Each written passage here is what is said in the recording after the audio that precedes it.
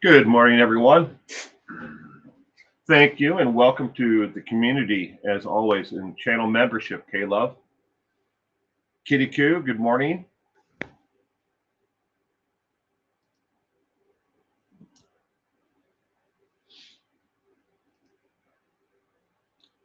Good morning, good morning, good morning.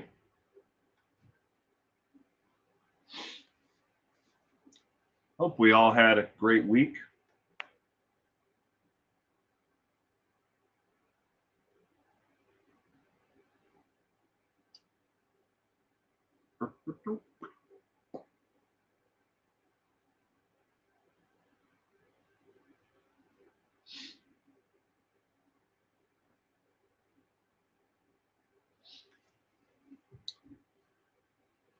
Make sure you're on live chat, not top chat.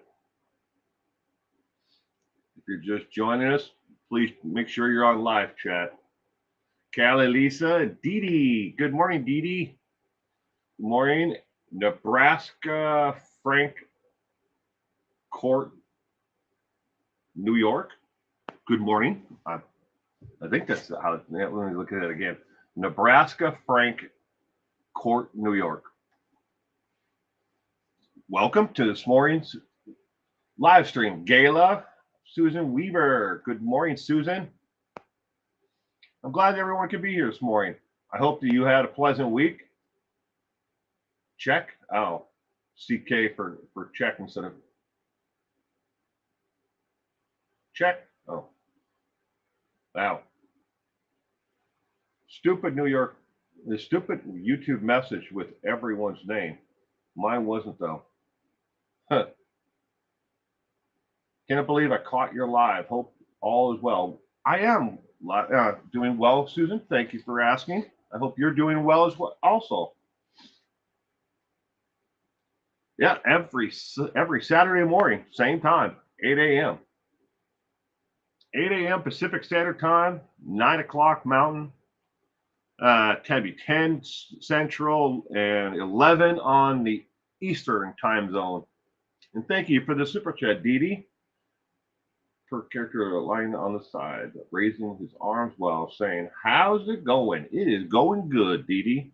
I hope you are doing well also.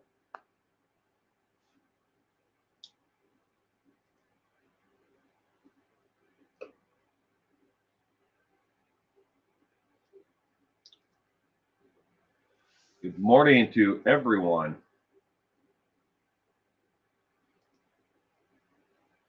If you're new here, my name is Will Finley, and I am the creator of the content on this channel for 1 Now.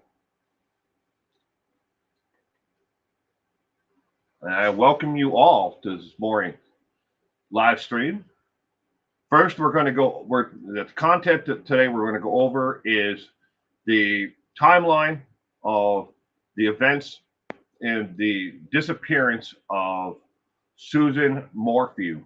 And then after that, we're going to get into a little bit to answer questions that have been asked of me. If they ate one particular question about the science behind the bleaching and what can be found from the remains of Suzanne that were found years later in the desert, one county away from where she disappeared.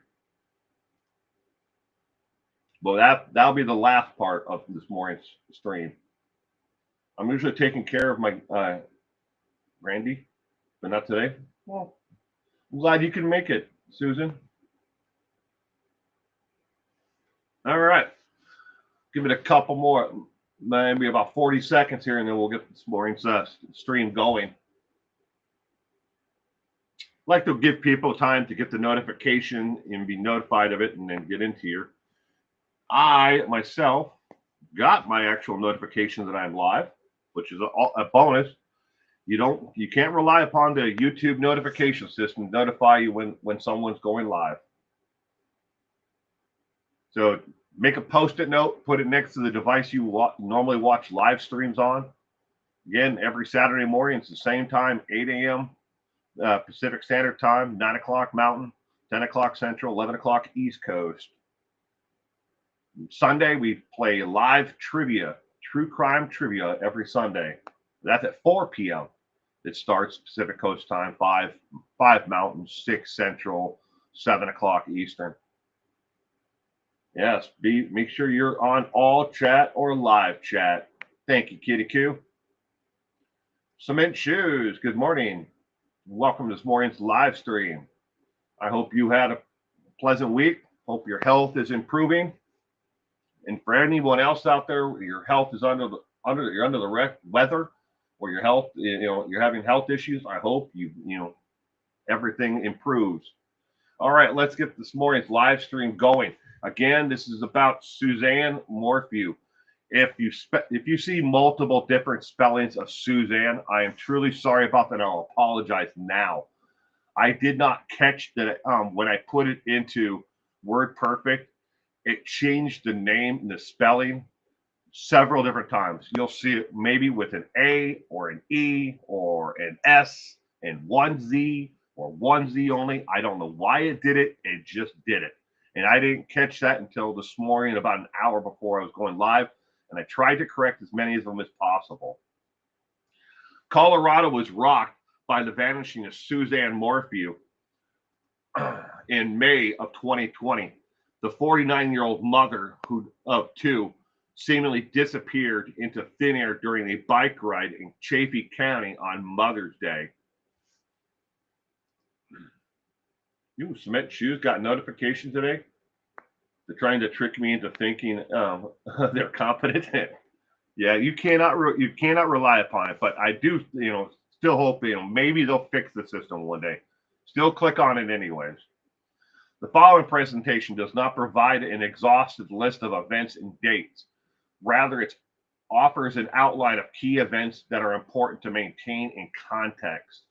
Again, there are some days and events where people say, well, that was important. Why did you not cover that one on the timeline? This is not an all-inclusive outline. Warning, that disturbing content, viewer discretion is strongly advised. May 10th, 8th, 9th, and 10th. In the late morning or early afternoon of May 8th or 9th, Suzzana took a selfie that she uploaded to the cloud and later shared with friends and her daughter. This image was the last known photograph of Suzzana on May 9th. It was sent to her daughters and friends. Okay, a lot of people believe that the photograph was taken on the 9th. It was actually taken on the 8th and uploaded to the cloud, and then it was sent out the following day. That's something a lot of people were like, oh, no, man, it was the 9th was the last one. No, it was the 8th. She took it in the evening hour. May 10th, Suzzana was reported missing by both her neighbor and her husband, Barry Morphew.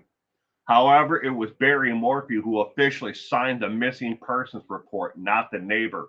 Again, something of contention with a lot of people believe that the neighbor is the one that called and actually signed the missing persons report. It was Barry. They filled out the paper and they started looking for her, but Barry actually signed the missing persons report. So he is the one officially on record as filing the missing persons report. It's a technicality. May 10th, Barry Morphew undertakes a pre-planned out-of-town trip visit to a job site. However, he makes some last-minute changes to his plans, leaving one employee behind whom he had originally intended to pick up and making them arrange their own transportation to the site in Broomfield, Colorado. A lot of people, like to point out on May 10th that he was going to a job site and no construction is allowed on that date because of ordinances in the town. Barry had no plans that day to actually do any construction. He was there that day to look at what was the issue that needed to be fixed. And then the following day, they were going to actually work on fixing the site.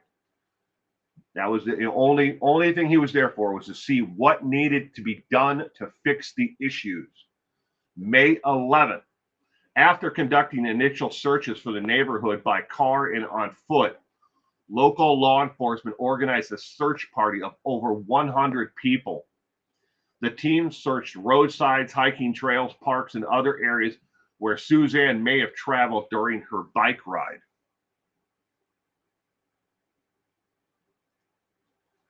May 11th and 12th and 13th of 2020. An extensive search of the area produced few tips or clues about what may have happened to Suzzana Morphew. May 13th, Suzzana's helmet was found just off the roadway along Route 50. It showed no damage or scuff marks. To law enforcement, it appeared the helmet may have been deliberately placed there, though they did not state this officially. That is what one of the officers who was conducting the search said to a reporter, is he believed and it looked like the helmet had been placed there. And if it had fallen off of Suzzana, or if it bounced there off of the rocks or the bushes, it would have had scuff marks on it, and it did not. May 14th, the search expanded to cover an even larger area, also focused on locations closer to the home that Suzzana shared with her husband, Barry Morphew.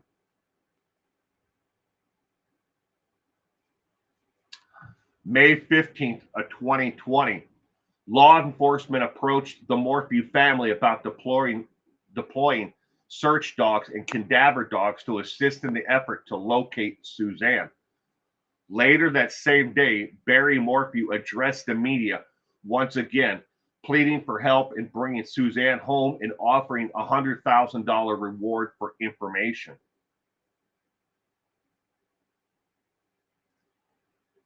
May 22nd, 2020, the FBI and the CBI, which stands for the Colorado Bureau of Investigation, CBI, conducted a search for evidence at the construction site Barry had been working at when Suzzana vanished. Contrary to a lot of misinformation on the internet, Barry was not there that day to do work. He was there working to assess what needed to be done to repair the retaining wall and other issues with ground settling. No evidence of Suzzana was found during the search that we know of. There may have been, but they've never released that they ever found anything at that job site that could have been helpful in determining what happened to Suzzana. Again, we may find this out later on if it actually does go through a complete court case. September of 2020, frustrated by what's seen as lack of motive and new information, Suzzana's brother, with the help of family and friends, put together a new search of the area and two valleys. According to law enforcement, they did find and properly mark a couple of items that were taken into custody as potential evidence. None of these items, and this is another piece of contention, that people thought that, oh, these search parties just found things and they picked them up and waved them around like, hey, look, I found this. No, they marked them with a flag and then had law enforcement, actually collect these items. The total search was over 6 days, split up into 3 parts during the month of September of 2020.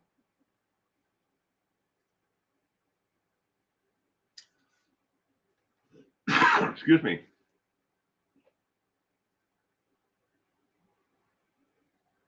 May 5th, 2021. They arrested Barry Morphew for the murder of his wife, Suzzana Morphew, without any direct evidence, any eyewitnesses, no body, and little motive, and a whole lot of speculation and overreach. Again, the motive, they were working off of 2 different, maybe 3 different motives of why he wanted to, get rid of Suzzana, but no one motive. We can all draw multiple conclusions why Barry may have wanted to do it, but they couldn't even come together on one motive of why he would want to. On May 14th of 2021, Barry Morphew was officially charged in court with murder.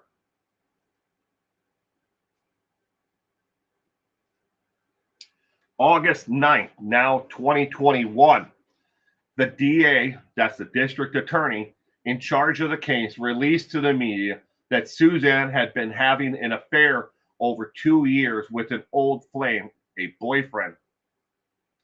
November 8th of 2021, the judge overseeing the Morphew case released a list of the state wanted to call over 500 witnesses and 454-page motion that was rambling without any punctuation, much like this run-on and run-on sentence you see here. And thank you, Cement Shoes, for being a level investigator. I'm sorry, but I thought you already were. But thank you anyways, all the same, Cement Shoes, for being a channel member.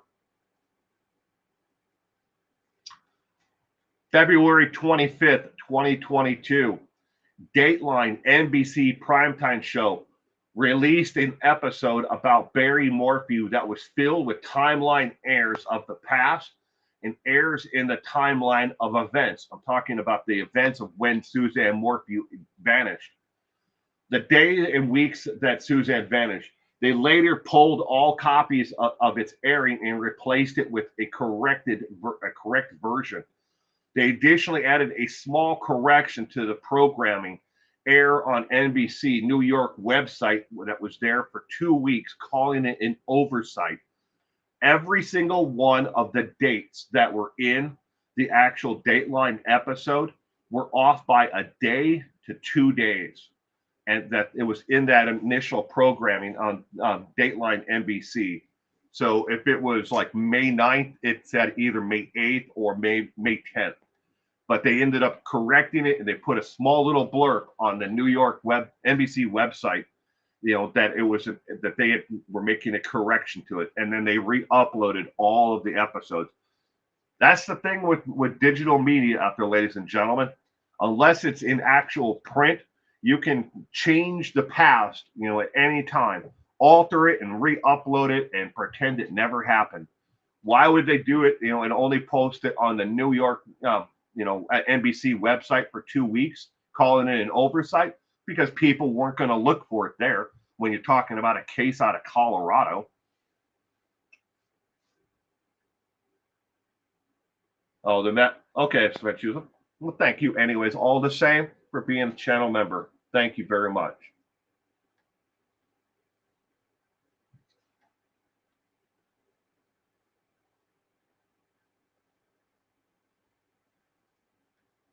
April 8th, 2022.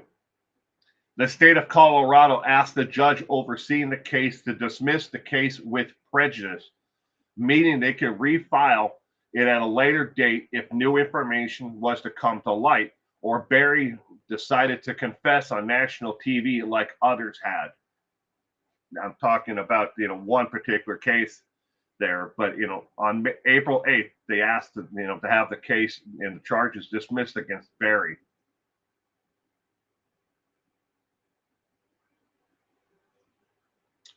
May of 2023, Barry Morphew files a $15 million lawsuit against the state of Colorado and the DA and others, claiming his constitutional rights were violated, along with false imprisonment and punitive mental anguish, making up the $15 million that he sought from the state of Colorado and others.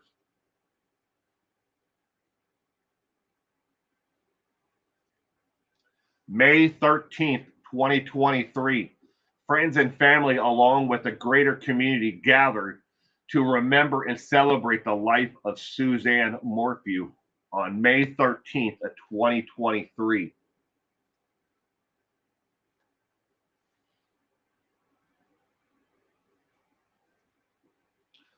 September 27th of 2023, the CBI, again, that is the Colorado Bureau of Investigation, formally announced that they had recovered the remains of Suzzana Morphew in Moffat County, one county away from where she was last known to be.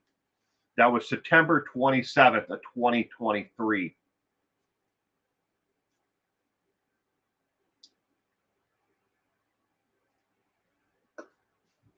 June 20th of 2025, The 12th District DA's office announced a grand jury returned an indictment charging Barry Morphew with first-degree murder. He was taken into custody shortly thereafter in Arizona and waived his rights to a trial on extradition from Arizona back to Colorado.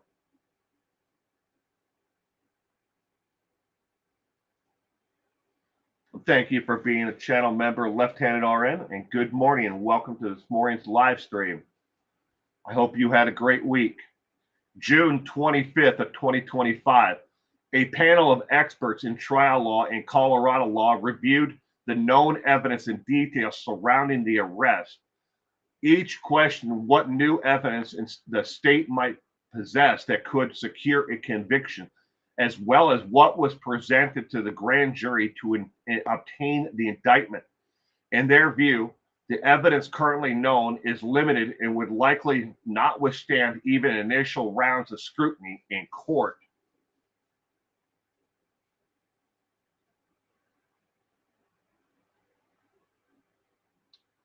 Well, thank you, Left-Handed RN. I appreciate it greatly.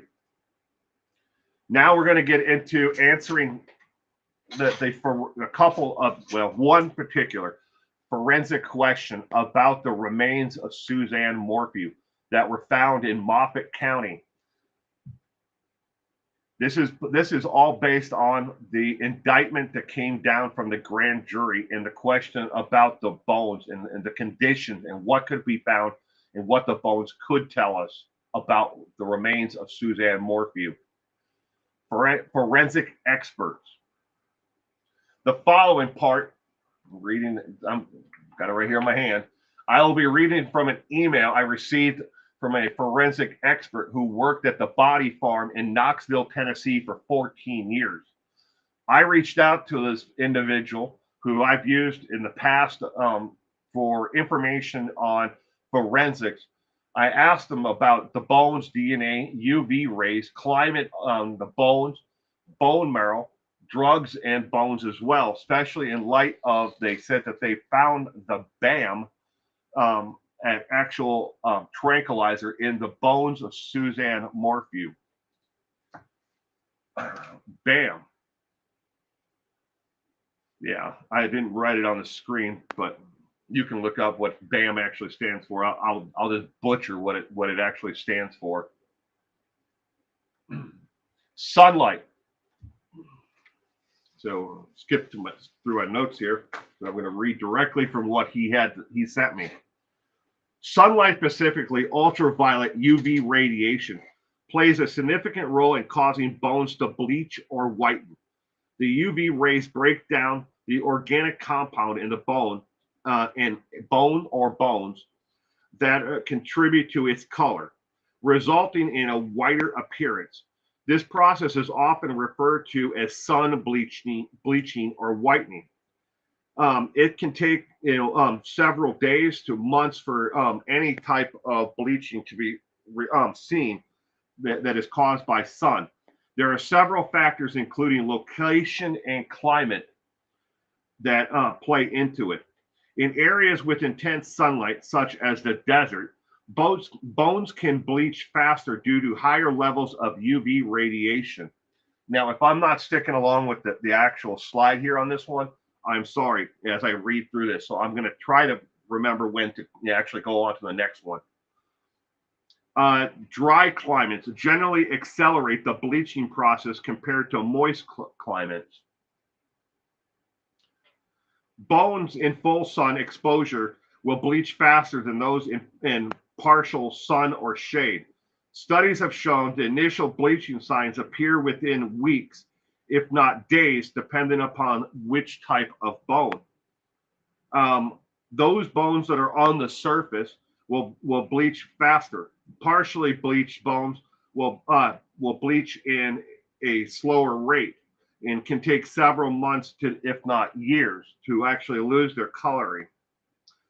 Bone presentation and how bones, may be buried or unburied or covered. Bones that have undergone macrination of removing of soft tissue or degreasing, removing of fats and oils from the tissue, muscle, tendons, and fatty cells bleach more effectively in sunlight.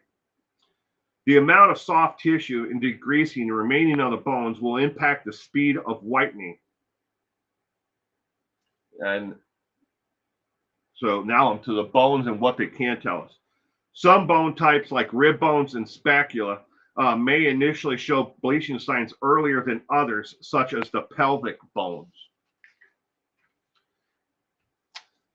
Some studies show that macronation on bones exposed to sunlight achieves significant degreasing or bleaching whitening can result in as few as 21 days. While other studies that we conducted in the boneyard actually showed that the first signs of macronation appear within 6 weeks of bones being exposed to UV sunlight. Now let's go back to the first page. Bones and what they tell us and don't tell us. Regardless if the bones are from a human or an animal, all bones undergo macronation. Macronation is a process of removing soft tissue and removing of or degreasing and removal of fats, oils from skin and tissue. The amount of soft tissue on the bones will impact the speed to which whitening can occur. Heavier set human beings will take longer than average, while bears will take longer in the animal kingdom because of the sheer amount of fat that is within the individual. Bone types like rib, scapula may show initial bleaching signs earlier than others, such as the pelvic bone. Okay, well, I already told you about that part. The onset of macronation depends on season, light conditions, heat, and surrounding plants. 55 to 62% slowing during fall months. 77 to 100% slowing during winter months with snow and ice present or temperatures below 32 degrees. 15 to 23% slowing during rainy months. 23% slowing if body is covered or buried in a shallow grave. 27% to 36% slowing if the body is submerged in water with little oxygen resources. Speak up, body. What do you got to say? The Body Farm outside of Knoxville, Tennessee, taught us a lot about how the human body decays and macronation starts. Insects leave signs of their life cycle as a body can also tell us how long it's been there and exposed to the element with a matter of certainty of less than 6 days. It's not exact science. Again, there's the body could have been there, for a week, and they could be off by give or take six days, and they'll determine, okay, we believe this body has been there approximately 7 days, and it could have been there a week and a half. So, I mean, give or take 6 days. DNA can actually be preserved and on a corpse for longer periods of time than they ever believed previously. There is a lot of studies that are still going on. If DNA can be extracted from insects in the first part of their attack upon a corpse, can you extract complete DNA profile from a maggot that has been feasting upon a corpse? Sorry if that's grotesque, but that's what they're looking at. And along with blowflies and other insects that are the first ones, beetles, they're looking to see if they can extract complete DNA profiles from these insects. If so, they can, maybe that insect will eat the DNA of the perpetrator, and they can find the perpetrator's DNA there along with the actual victim, because it's not like an insect is going to say, well, there's a drop of blood there. I'm going to eat everything around that blood. So they just attack the body. Bleaching of bones. Initially, bleaching of bones starts in full sunlight within a week. I've already read all this, but you can read it if you want. Again, but after 625 days, a large leg bone with no tissue remaining will lose 50 to 60% of its coloring or grain tanning during a light gray to white. That is what's called the bleaching effect or whitening of the bones. What happened to you, Susan, and where have you been? If Barry buried her and dug her up later, you would have to wonder why he would. He got away with it for 5 years.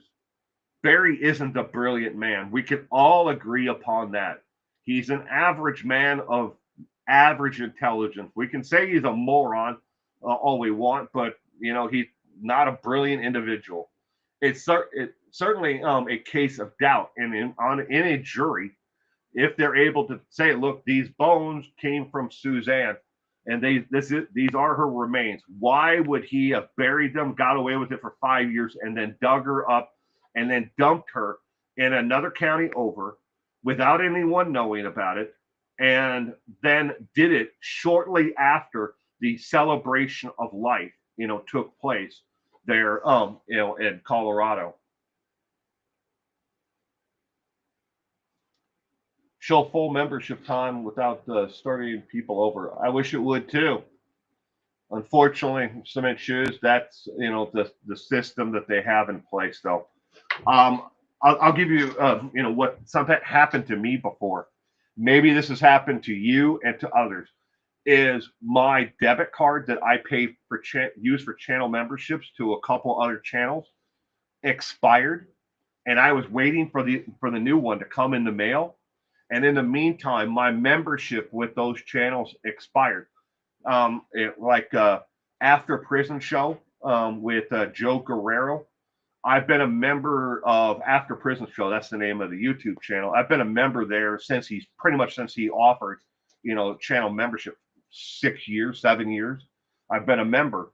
And because that time lapse between my debit card being no good and the new one coming in the mail, after it, renewed, now it says I've been a member for 7 months or something like that instead of 7 years.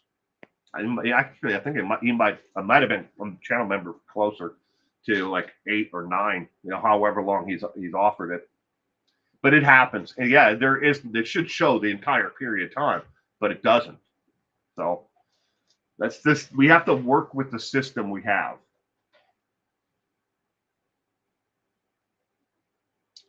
But the questions about the whitening of bones and UV rays comes from the actual grand jury's investigation, where they said that they found the bones, and yes, they did not find, and to this day they still have not found all of Suzanne Morphew's remains. They only have a partial skeletal remains of Suzanne.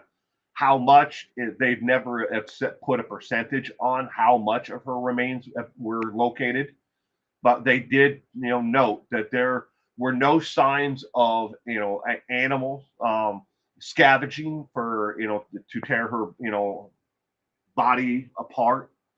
I hate to make it, trying to make it not as graphic as possible, but there were no signs that animals had been feasting on her rib bones or anything else like that. And this is how the world works, ladies and gentlemen. You yourself go out and die in a canyon tomorrow. Insects are going to attack you first, and then animals are going to scavenge your remain for a quick, easy meal. And you name it, it could be anything from field mice to rats to whatever is in the area, bobcats, house cats. Yeah, you die, your house cats might eat your ass. So, or your dog, whichever, if they get hungry. The forensics is going to play a big role. Yes. And and again, I reached out to several people who are toxicology experts, and not a single one of them agree with the coroner and the state of Colorado in that the tranquilizer BAM is 100% definitive that was found in the bone marrow of Suzanne Morphew. They all agree upon one thing individually, that tranquilizers will show up in the bone marrow, but as it metabolizes in the system, it shows up in the bone marrow as noradiazepam. is how it shows up in the actual bone marrow. There are a total of 17, I think, different types of tranquilizers that are on the market for animals and for human beings. And it doesn't matter which one of those, the ones that are meant just for animals shows up in the bone marrow of animals as norodiazepam, again, in the bones of animals. If you use that tranquilizer that are meant for animals on a human, again, it shows up as norodiazepam in the bone marrow. Now, more commonly, tranquilizers that everyone out there probably has heard of before, and is sold and used, medically, and is also used and abused recreationally, is benzodiazepine. Are used medically, and they're also used, recreationally, used and abused recreationally, known as bennies on the street for you street smart kids out there. But again, none of them agree that this particular BAM, tranquilizer that we know that Barry Morphew had bought, purchased, used back home when he, before moving to Colorado, he used it there. He used it in Colorado to shoot deer with the tranquilizer to harvest their antlers. Poaching, that's poaching, you idiot. But he was never charged with poaching. I don't know why, but he freely admits to tranquilizing deer and then harvesting their antlers. They're in the garage pile, a giant pile of antlers in the garage. The tranquilizer rifle was found in the gun safe. Empty tranquilizer box that actually holds the tranquilizer darts themselves was found in the trash can next to the safe. I mean, and Barry again 100% admits that he used BAM. But again, I'm only going by the forensic, the toxicology experts of all said that I've talked to. I'm sure there are others out there, and the state of Colorado is going to, if they haven't already lined them up, they're going to be lining them up left and right to say that, look, this BAM was found definitively in the bone marrow of Suzzana Morphew in these remains that were found out in the desert. And every one of the experts, also agree on top of that, that even if the bones had completely bleached, that DNA, Suzzana's DNA would have definitely been recoverable from the bones, along with drugs that she may have been taking. Is anyone else's video of Will to his voice off with each other, or is it just mine? Oh, I'm sorry, Kitty Q. But yeah, Kitty Q, forensics are definitely going to play a large role in this case. I just don't, and I'm not sure if anybody else out there has anything additional. I have printed off the entire indictment of Barry Morphew, and I don't see anything in there that screams out, besides this possible BAM that they say that they found in the bone marrow of Suzzana.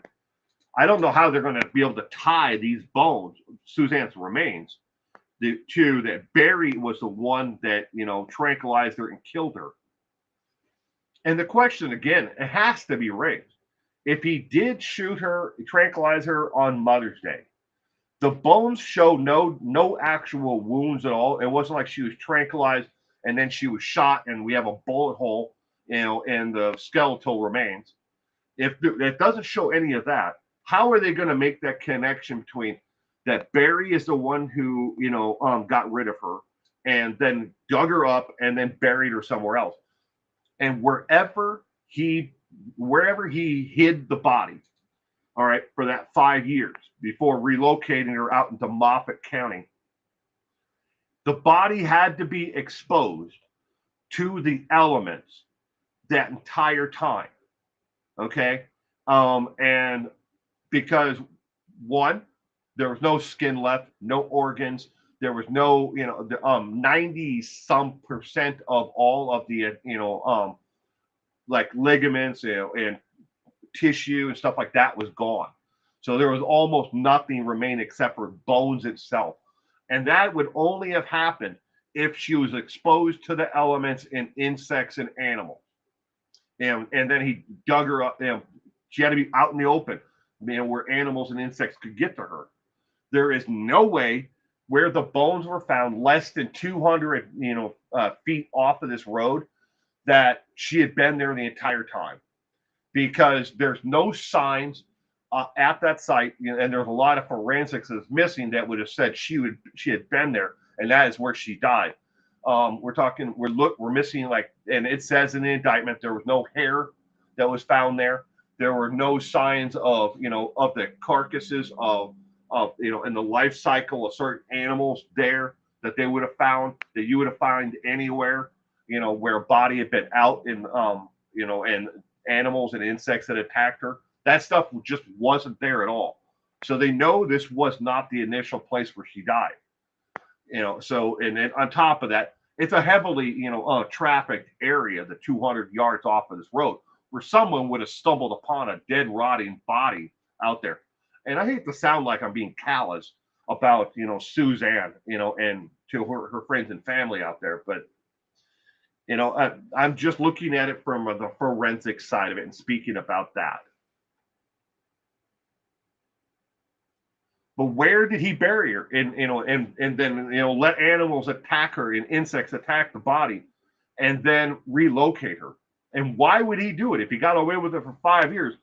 If she was in a shallow grave somewhere and animals and insects that attacked her body, leave her there. And I'm sure that that someone out there has been keeping an eye on Barry, particularly after he moved from Colorado to Arizona, or wherever the hell he calls home these days. I mean, he's being extradited from Arizona to Colorado.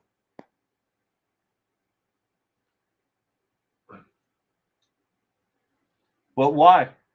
I mean, if you got away with it for 5 years, you probably could have gotten away with it for another 5 or 25 years. Just leave her where she is, and and if there's no signs that you're the one that dumped her there, Barry, speaking directly to him, not likelihood that he would ever listen to this or watch this.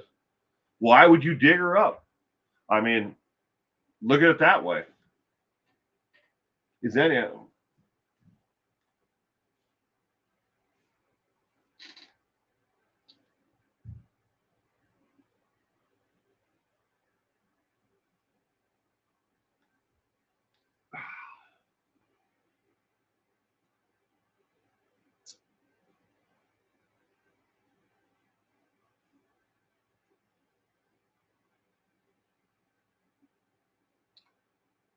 Where has Suzanne Morphew been all these years?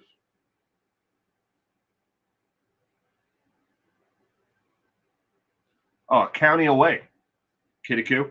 Her helmet was found off of Route 50 and Chaffee County, and so was her bicycle. Was found in bushes, a good distance from where her bike helmet was. And again, it looked like someone picked the bike up and just threw it into the bushes. But the bike is a whole nother. There is a plausible explanation of how the bike got there. If she had a wreck, or something along that lines, and the bike could have ended up in that actual location in the bushes where it was found. It's plausible, and so I didn't really address that because I have never seen any forensic photographs of just how far from the road edge to where the bicycle was. And no, there have been people out there who have posted and said on live streams and in videos that her bike was propped up against a tree or a large bush. No, it wasn't. I've read the description of it, and it clearly says that the bike was laid out on its side in a bush. And it could have ended up in that position plausibly by someone who was riding it and got into a wreck. Does that mean that Barry wasn't driving along in his truck and ran his wife off the road and she ended up in the bush that way? And then he, tranquilized her, put her in the back of the truck, and then dispatched of her later on? All of that is a plausible, theory. And then her remains were found in Moffat County, one county away. I do not know the distance off the top of my head, but it's a good distance from where their home was and area is here to all the way over here. The opposite direction, I might add, from where Barry Morphew was known to go hunting to tranquilize deer. He went in this direction, and her body was found in the opposite direction in Moffat County. Callie, Lisa, I'm saying that yes, it's going to be a hard thing, to convict Barry Morphew of this, unless there is evidence. And I'm pretty damn sure. I'm sure all of us hope that this time that the DA has crossed all their T's and dotted all their I's, and is not doing another one of these giant leaps from here is the remains. And they told them, can you find this in her bone marrow? That bam, they found it in her bones. They said they definitively found it. They presented that to the grand jury, and they're running from there and skipping from here to here. We're hoping that that's not the case like the first time when the DA jumped from here to here to try to get a conviction of Barry. And then they had to withdraw the charges, with prejudice. So I'm hoping that they have a lot more evidence to fill in the, the storyline and timeline, and they have evidence of something that, but you can guarantee two things though. The guy who testified about the Barry Morphew's truck and the infotainment in trucks computer system showing it all over Colorado, that's not going to come up in the case unless they can prove it in another way, because that man who testified, gave that evidence has been discredited throughout the forensics community on what he originally testified to and was going to testify to in the case before, before it eventually was dismissed, not dismissed, removed with prejudice. So he's definitely not going to show up in this case again, because again, the forensic community has already said, dude, you made up some shit here that's just wrong, and you looked at this data completely wrong, whatever the case was. But he's been discredited, so he won't be. They might find another one who can look at that evidence and say, yeah, we see that, where he could have been and what he did. That could come in, but it's just not going to be that same guy. Last DA was an idiot, giving information and doing videos about the case with certain YouTubers. Yeah, she definitely was grandstanding on the entire thing. She wanted to make a name for herself. That kind of backfired. That huge way, and then they had to again remove the charges, in the case. I wonder if they've interviewed any chipmunks. It's good, Callie, Lisa.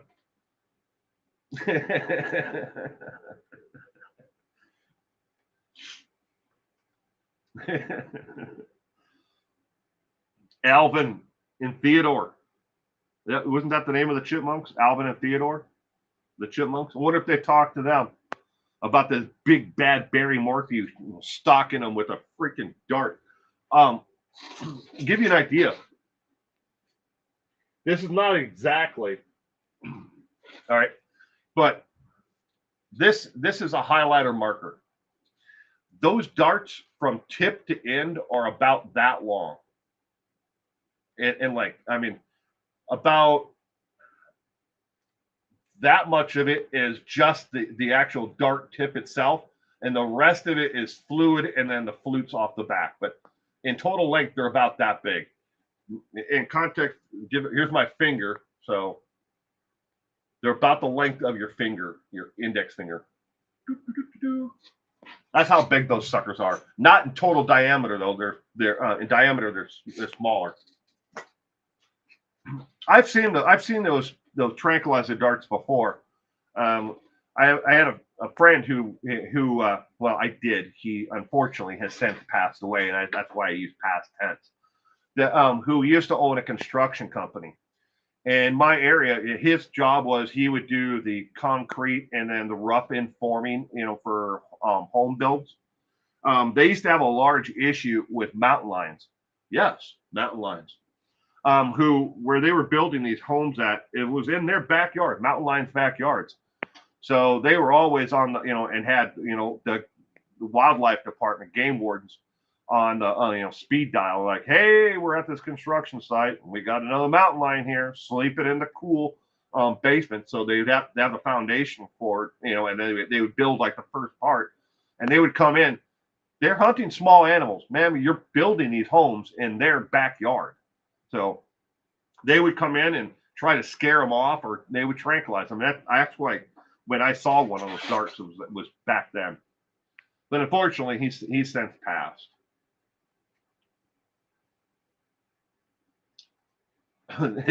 Cement. Oh, JDR says the chipmunks are protesting.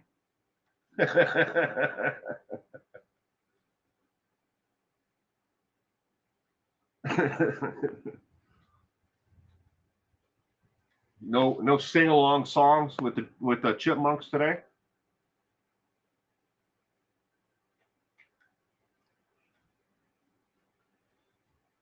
Somewhere, I believe in my house, I have a couple of the Disney record albums of the Chipmunks. I know I do, along with Daffy Duck, you know, Donald Duck sing-alongs albums. They come with an actual fold out, like you know, the lyrics to the songs. A lot of people ask me about the stuff that's behind me. This is a record player, phonograph. That's the cassette holder. And down below, where you can't see it on this side, but over here where you can't see it, record albums there, and on the other side as well. Yeah, I'm a vinyl nut. I've never given up the format that I grew up on. Is it claiming the fifth? This is Kylie Lisa.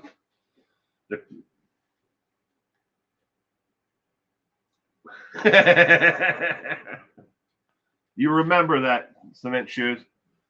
Chipmunk lives matter. All lives matter, and especially chipmunks. I don't know if where you guys live, but we don't have chipmunks in my area at all. None. I would love to see them, but we don't have any. We have a lot of squirrels. We have, like, I think there are 3 or 4 different variety of squirrels. We have black squirrels, gray squirrels, brown squirrels. I know of those 3, but I think there are probably 2 other ones. We don't have any flying squirrels. We got a lot of dead squirrels that get themselves zapped by, you know, overhead lines in town. I'm here shifting through the data and organizing. Good morning, Seclusion Works. I hope you had a wonderful week.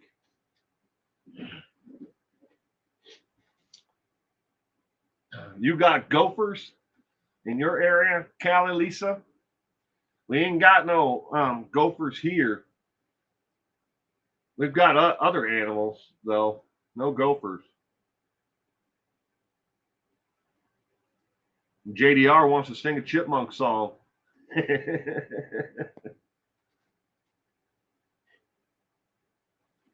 don't think they're out here, though. And so you can see more of my records down here.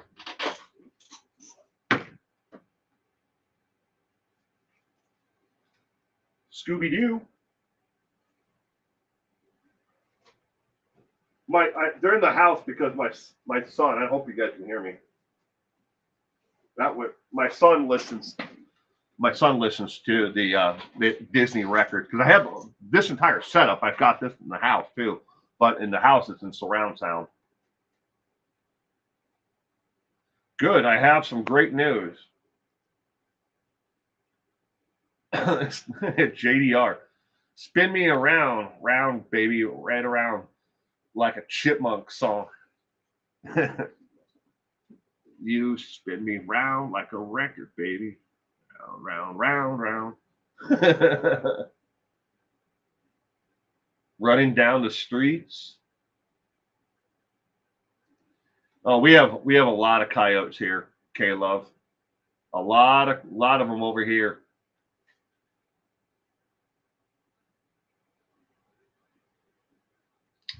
So, in case you're not aware, I'll give you a kind of an idea. I live, let's just say, like right here, this sticker right here. That's a sticker that you see, a white thing right here. Let's just say that's the planned community I live in. all the way over here where this plant is. This plant represents the actual city that I live in. You know, where our address is out of. But there's nothing in between these two except for a road that goes straight out here to this sticker, and then there's another road down here that goes down, and it dead ends because they were supposed to build more of it, but they dead ended it right there, and then a road that comes up to our community. So we're outside of the actual city itself, and we have coyotes that circle the entire area. You hear them at night constantly. The doctors at CVCU are certain they can restore my vision completely, and I will have my vision back. That is awesome to hear. I pray that it works for you. Seclusion works, and you'll be able to see again with large print on or big screen TV. Cross my fingers. Knock on wood.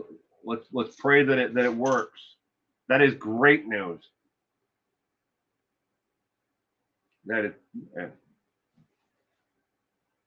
Are you going to have it done soon, or I don't know how the process would work.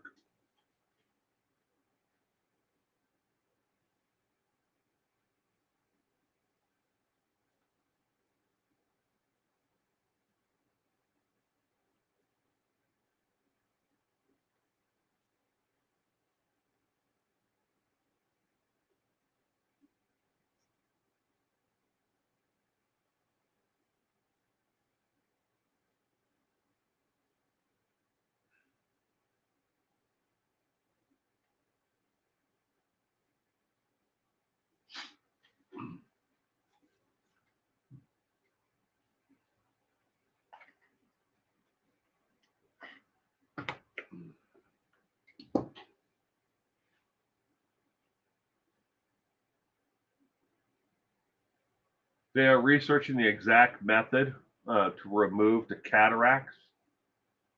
Ah,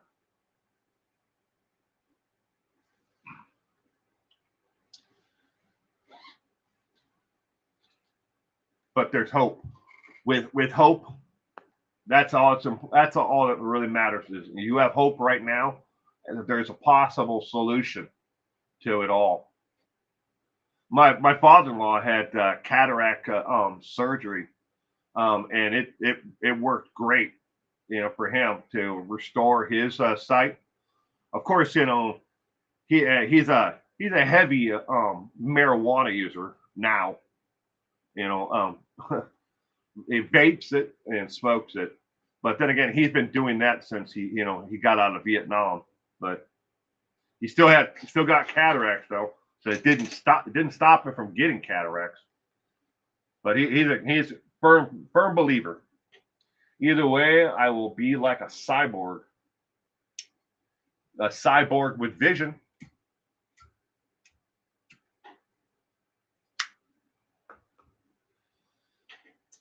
Smoke them if you got them.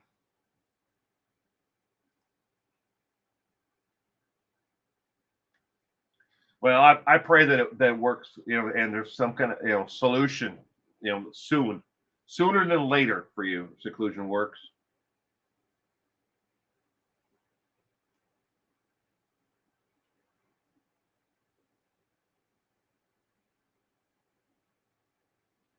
So before I forget, tomorrow night for trivia, same time, same channel, same back channel.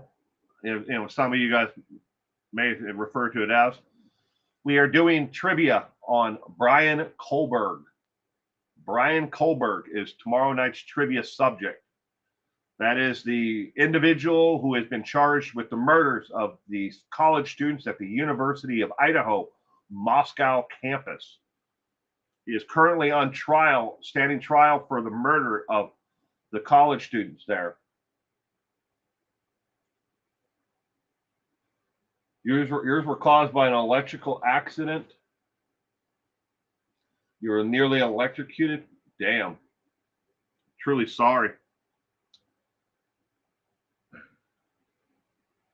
electrocution, and obviously it's very severe if it caused cataracts, but I've been zapped a couple of times, but with low voltages, it, in amps, it wasn't pleasant.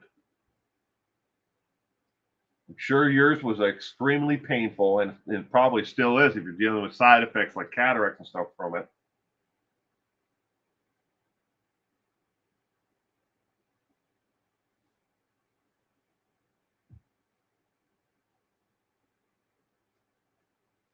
But tomorrow night, again, we're answering questions about Brian Kohlberg and the Idaho 4 murders.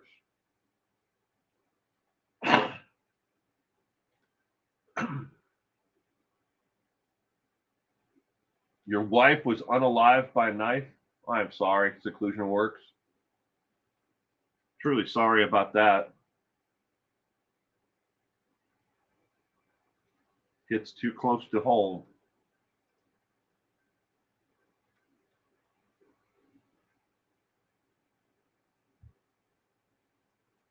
Yeah. For those who don't know, the college students at the University of Idaho, Moscow, were stabbed to death by a K-bar knife. K-bar. That's a military style knife. One that me and Scott Reich and so many other Marines, were supplied during our, active military, use, in time.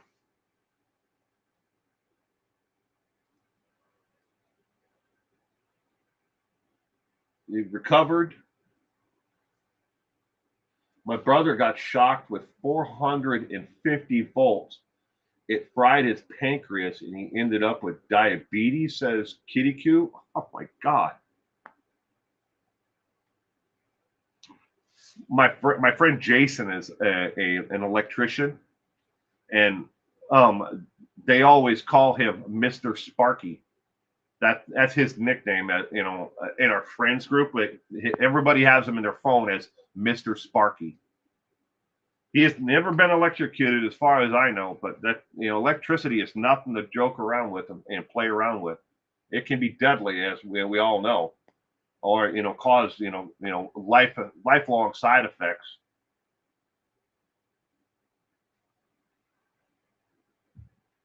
450 volts. Damn. What is my wait? I'm trying to think what my welder takes. So it's 220 to a regular outlet, right? And a dryer outlet would be what, 450, isn't it? Or 400? It's like double the voltage of a regular outlet for a welder. You were shocked by lightning strike and was standing next to a car. Wow. What are the odds of that? One in a million or one in a billion to be struck by lightning? I read about one guy who actually survived, like not one but two. He got struck twice. He got struck once in, I think it was in Oklahoma or someplace like that, and then like moments, like maybe a couple of minutes later, he got struck again and he survived. I've never read about how much of a life that was, for him afterwards. I'm sure he had, a lot. Sparky was your taser's name times 26.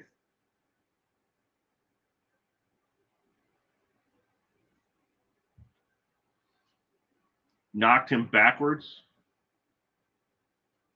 I know. My friend Jason told me when they're hooking up electricity to a home, because that's what he does, is like he wires homes, and he's been doing a lot of like what they call smart hookups, smart homes, and whenever they actually connect the box for the first time or whatever, they always have somebody else standing by. And he told me that's in case, like, you get shocked, the other person can knock you off the wires or something like that. I'm like, really? And he's like, they have, because he's in a union, and the union, I guess, or their job site requires it. I don't know if that's true. It's just one of the stories I remember him telling me about hooking up electricity for the first time.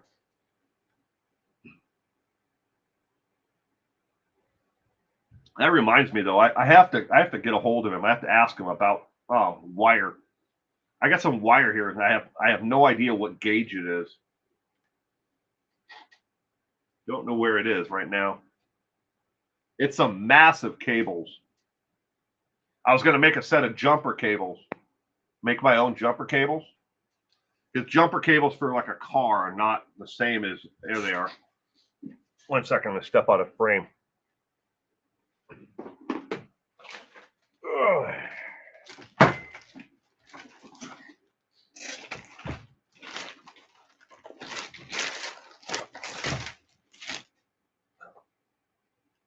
Look at that. That is some massive cable. But I'm going to make a set of my own jumper cables. Why?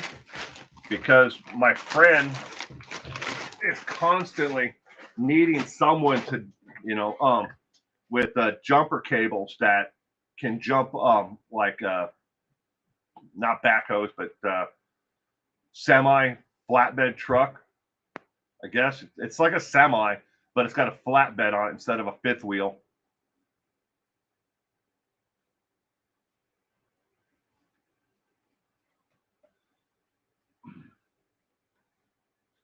It threw me 27 feet, and I landed in a ditch. Woke up wondering what happened. I have a permanent, nice lightning tattoo on your shoulder. Wow. Damn, that has got to be hard. It had to be painful as hell. Kitaku's brother worked at a sawmill, and he was trying to get a log unstuck. His leg was touching the live wire, and he reached over and the log and touched the metal surface. Wow. So your brother actually completed the circuit from a live wire to the metal fence. Your brother was the actual connection itself. Kind of like he was the fuse in that circuit.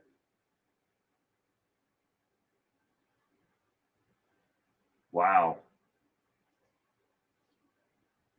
Looks like a long branching feather. Damn.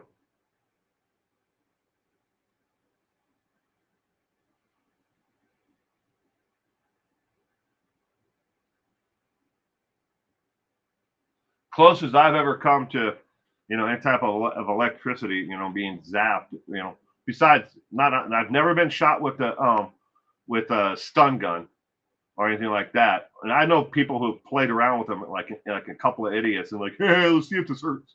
Dumbass people like that. Mine was crossing the battery terminals on a forklift. I've touched positive and negative with a wrench on a forklift. That hurt like hell, but not the same as the pain that you guys have, Kid Q's brother or Seclusion Works has gone through.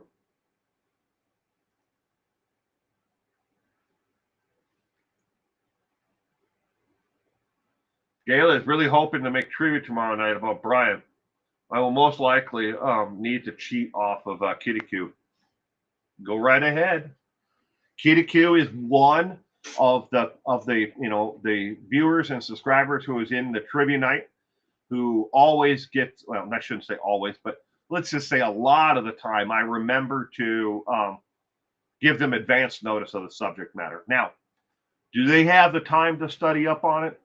All the people that, I don't know, but there used to be a lot more. There used to be like 10 people who got advance notice, but I think it's down to 4 now. 4 people get advance notice because they want to know. So I let them know.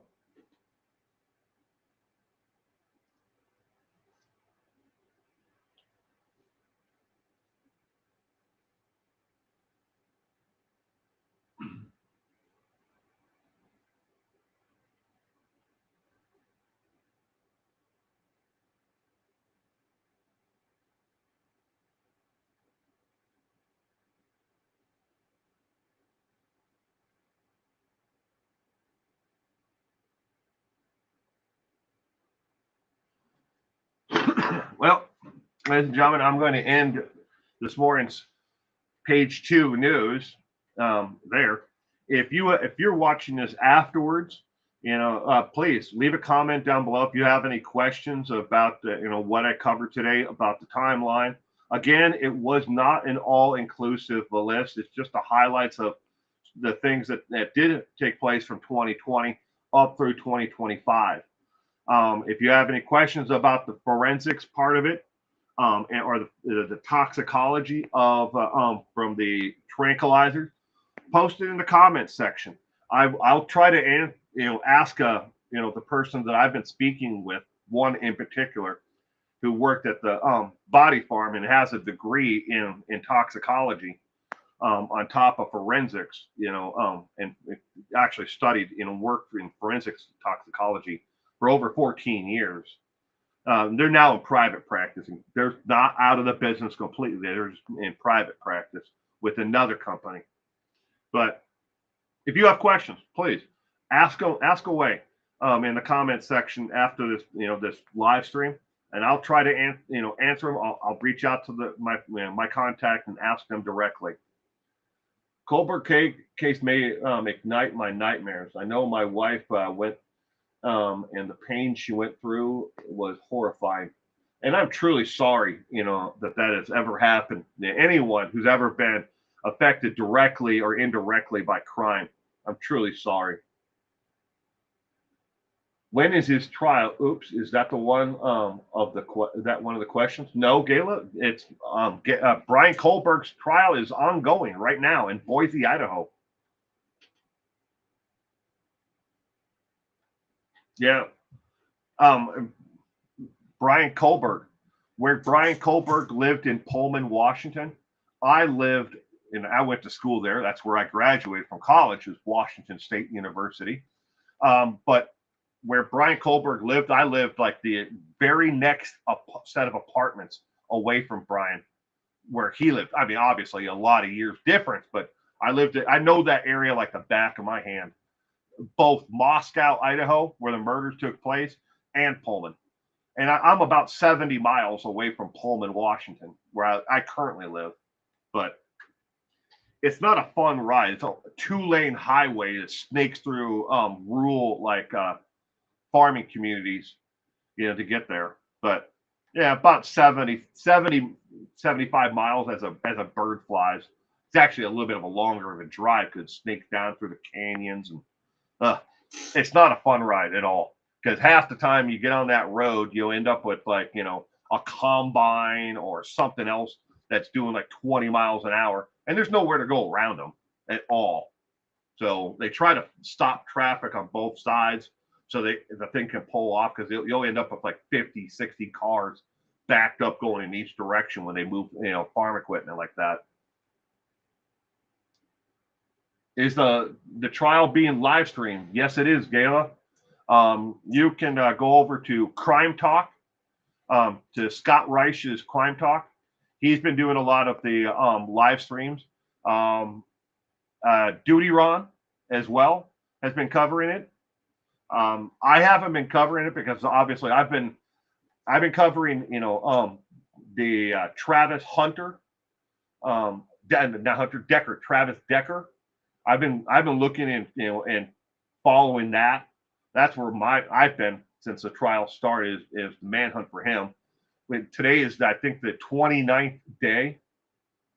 Yeah, today's the 28th, and he disappeared last seen alive on May 30th. So today will be the 29th day. But anyways, I'm gonna end the live stream there, ladies and gentlemen. I thank you again for everyone who's been a channel member, and for those who who gave a donation this past week, with PayPal. All the links and stuff are on my page. Yeah, I'm really terrible about promoting my merchandise from the merch store and everything else. I'm terrible at it. But thank you, and those who gave super chat, today. Thank you, and everyone. I hope to see you again tomorrow for trivia night. Again, 4 p.m. Pacific Standard Time. That's 5 o'clock Mountain, 6 o'clock Central, 7 o'clock Eastern. 20 multiple choice questions all displayed on the screen. It's just fun and entertainment. that we play, and talk and chat, live chat the entire time. So you all have a great day and weekend if I don't see you. Bye.